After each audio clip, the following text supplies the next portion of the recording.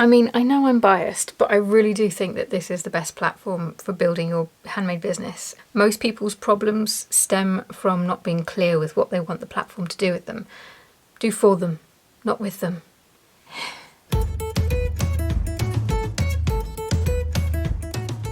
Hello again, welcome back. Hope you're all doing good. And if you are new here and you've stumbled upon this, hello, I'm Kim. This is the Coffee and Craft chat, where we chat and I drink coffee. And I'm not crafting today, but I do have something to show you in a little bit. Hang tight.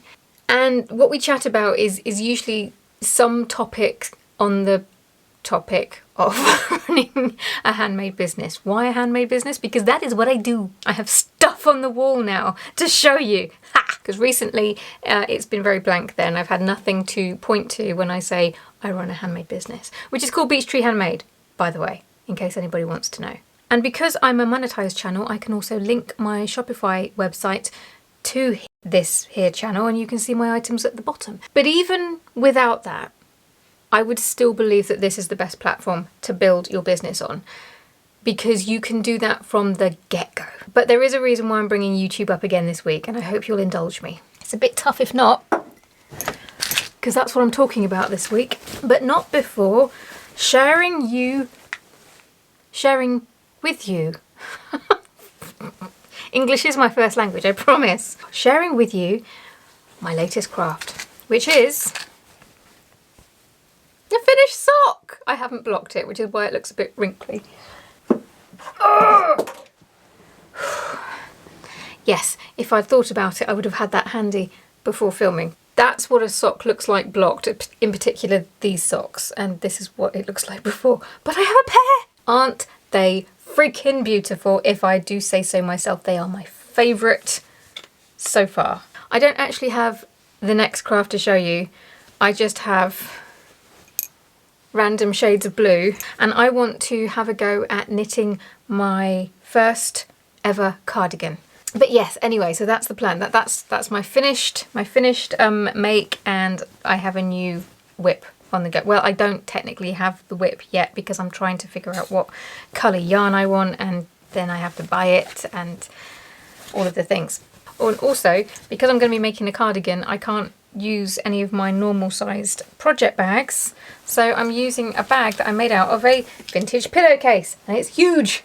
Anywho, that's the craft, nothing to do with this video, but if you are a regular here, I often get asked how I'm doing with socks and whatnot, and I do like to talk to the regulars as well, so if that bored you, I'm sorry, but we like to chat here. If brevity is your thing, I'm not your girl or woman.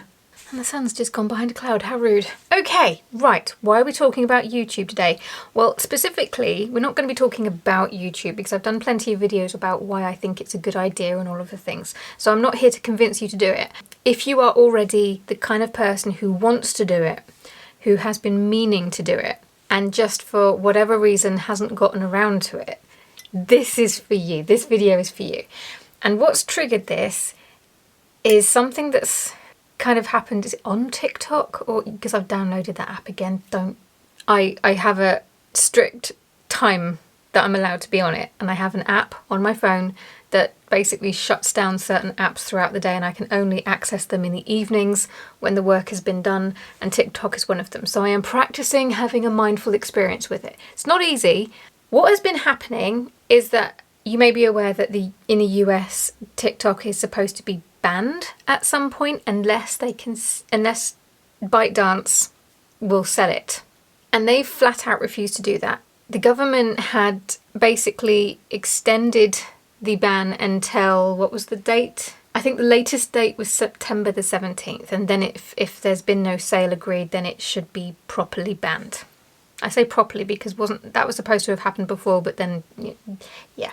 Rumour has it, and I am saying a rumour because none of what I'm about to say has been confirmed. So please take what I'm about to say with a large heap of salt. But apparently, according to a publication called The Information, an undisclosed source, or an unnamed source I think is how they worded it, has informed them that the current plan is that a deal or a sale has been not finalised, but is going, it should be going ahead with a group of investors. I think Oracle is one of those investors, but again, nothing's been confirmed.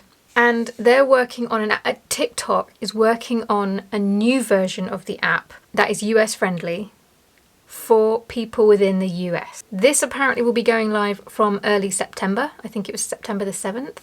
And then the original TikTok app will then be shut down for US users in March of next year, apparently.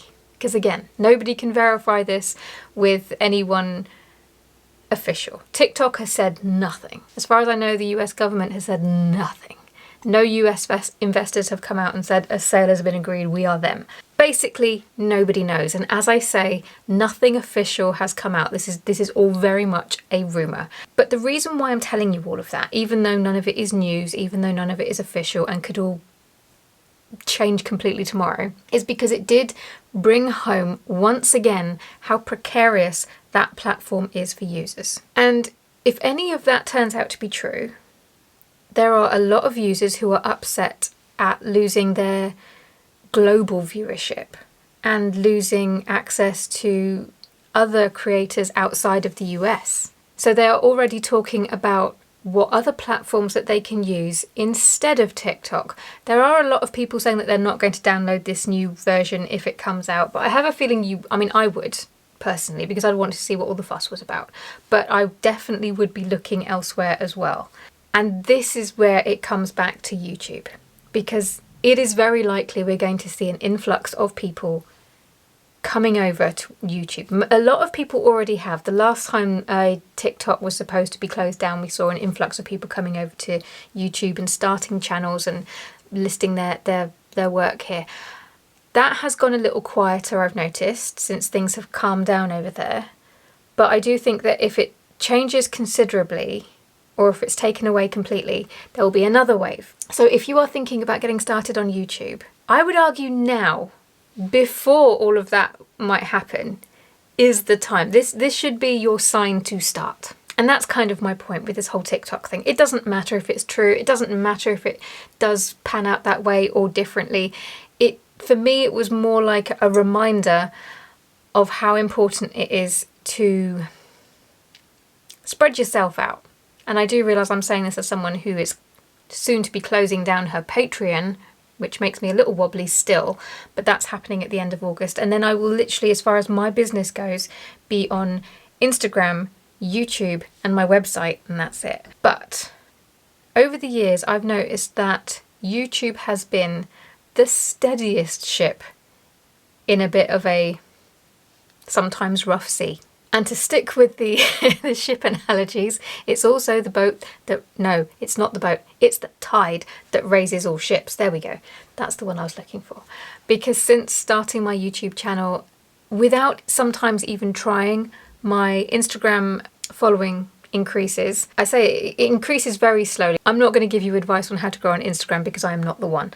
But the fact that I do virtually nothing with that platform and I don't use it in any way, shape or form in the way that you're supposed to, and yet I'm still growing on there, that's down to this platform.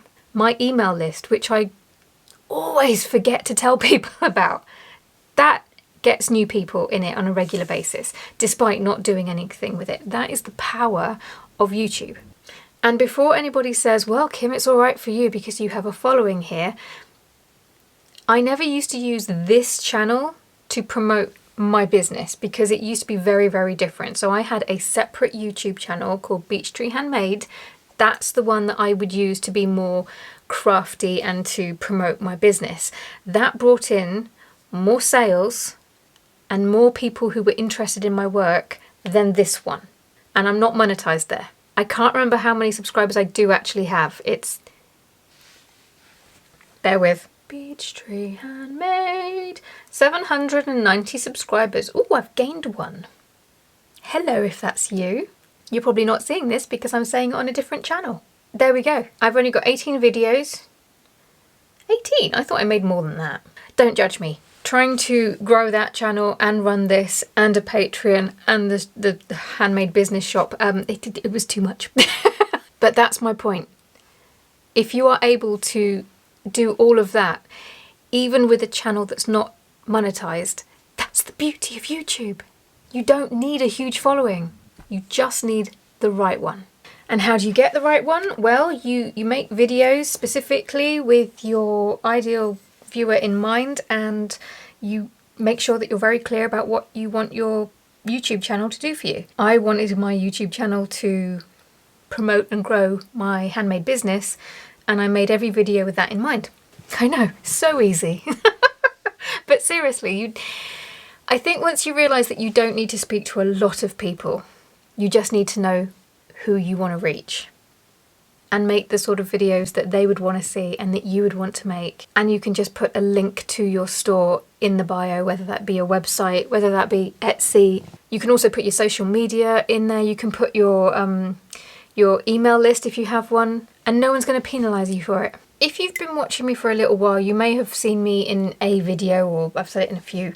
I usually say to use Etsy as a cart for hire. Imagine that it doesn't get any organic sales and traffic, and they will ironically follow if you pretend it doesn't bring any of that and then you have to do it yourself.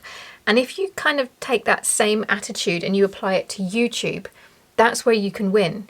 If you imagine that monetization wasn't a thing on YouTube and the only way you could make money from the platform was to promote your items yourself on the platform, you're already onto a winner. So if you make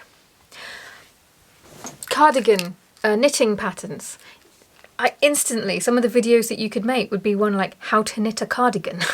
Maybe you sell the pattern for said cardigan that can go with that tutorial. A project podcast, a knitting podcast, where you could share your own whips and finished makes and things. And the community that you can find is just... it's what keeps me coming back. Like I said earlier, I'm biased. But if you are on the fence, or if you have been thinking about starting YouTube, you don't have to do it because of all the TikTok drama, and there is always drama.